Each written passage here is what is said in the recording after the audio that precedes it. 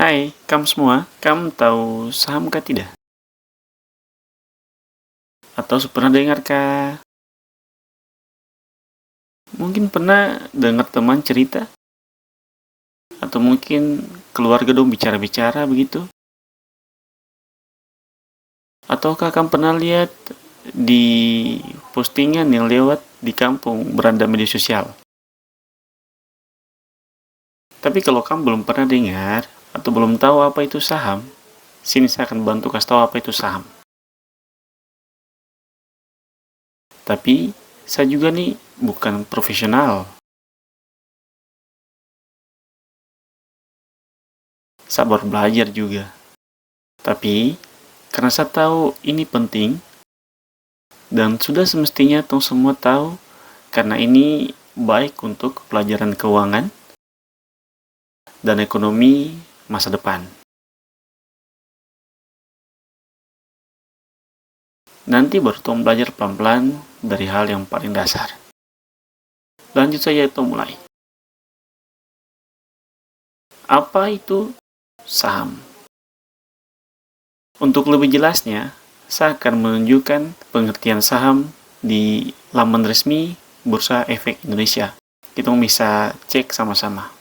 Nah, caranya itu, kamu bisa buka di kamu punya browser, lalu kamu bisa ketikkan saja langsung idx.co.id.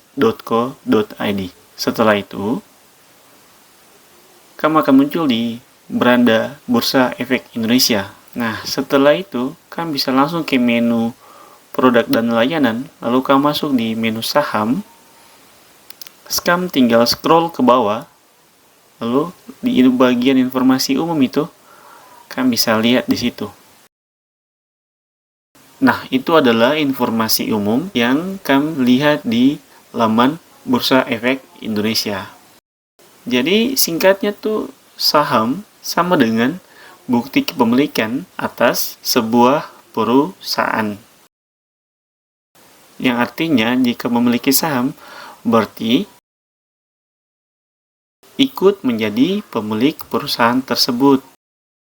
Kemudian, kamu juga bisa memperoleh dividen atau keuntungan perusahaan. Lalu selain itu, kamu juga berhak untuk ikut dalam RUPS atau Rapat Umum Pemegang Saham. Sekarang, saya akan memberikan beberapa contoh perusahaan-perusahaan yang telah melantai di Bursa Efek Indonesia, yang mana menurut saya saham-saham ini kamu kenal. Misalnya nih, yang pertama, Astra International. Astra International ini adalah induk dari PT Astra Honda Motor. Nah, PT Astra Honda Motor ini adalah perusahaan yang dia produk-produk itu saya yakin kamu semua pakai akan. Mungkin beberapa di antara kalian. Produknya tuh itu ada Honda Beat, Vario, Scoopy, Genio, dan yang lain-lain juga.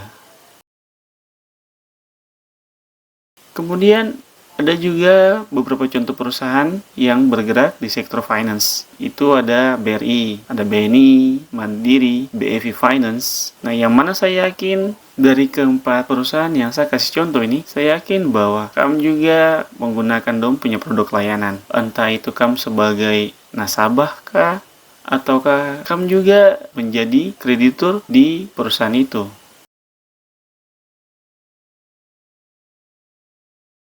Untuk Indofood, saya yakin bahwa kamu semua pasti menikmati produk-produk dari perusahaan yang satu ini. Dan pasti menjadi favorit dari kamu semua. Mulai dari mie instannya, kemudian dia punya snack atau makanan ringan, dan lain-lain. Indofood sendiri, dia punya brand atau produk yang kamu semua pasti sudah sangat kenal. Itu ada apa saja? Ada mie instan seperti Indomie, Sarimi, Supermi, Popmi, dan juga yang sebentar kamu lihat sekarang ini. Dan saya yakin bahwa kamu tahu produk-produk ini. Dan ada masih banyak lagi perusahaan-perusahaan yang memperjualbelikan dompet saham di pasar modal Indonesia. Sampai sejauh ini, ada lebih dari 900 perusahaan yang telah melantai di Bursa Efek Indonesia. Itu gambaran umum yang saya bisa kasih tahu untuk kamu semua. Kenapa saya harus kasih tahu? Karena menurut saya, selain bisa menjadi konsumen, kamu juga bisa ikut menjadi pemilik perusahaan yang tadi saya sebutkan itu. Setelah kamu mendengar penjelasan yang saya sudah sampaikan tadi, Pastinya kamu rasa bingung dan mungkin juga ada hal yang ingin kamu tanyakan. Apa itu? Saya yakin kamu pasti akan bertanya, kenapa perusahaan-perusahaan yang besar ini dong harus berbagi kepemilikan dengan orang lain?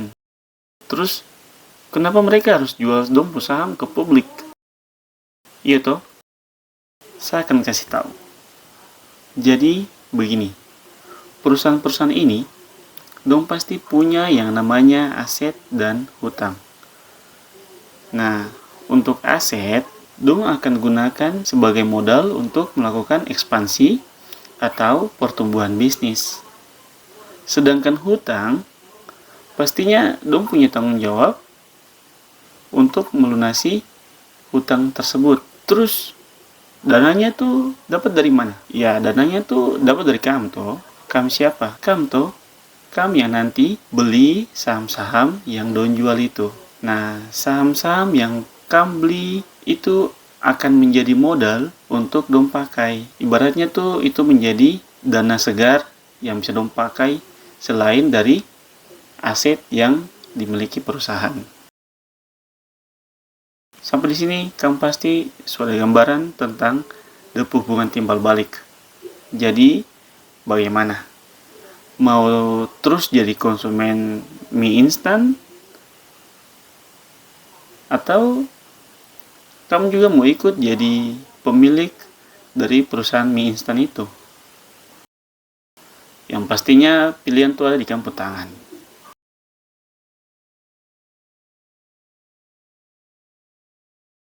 Di video selanjutnya, saya akan membahas tentang keuntungan-keuntungan dan risiko apa saja yang bisa kamu dapat dengan membeli atau memiliki saham. Satu hal yang sama bilang untuk kamu bahwa saham itu sebenarnya bukan untuk orang kaya dong saja. Bukan juga untuk orang-orang yang ada di kota besar sana. Yang pastinya, investasi saham itu untuk semua orang. Selama kita mau belajar, selama kita mau berusaha, itu juga bisa. Sampai di sini satu video. Please bantu saya dengan subscribe sapu channel YouTube ini. Kemudian kalian bisa share, komentar, like, biar saya juga termotivasi untuk membuat video-video selanjutnya yang nantinya akan menjadi informasi dan referensi yang bisa mengedukasi kamu semua. Terima kasih. Danke, amakane, ide, wa.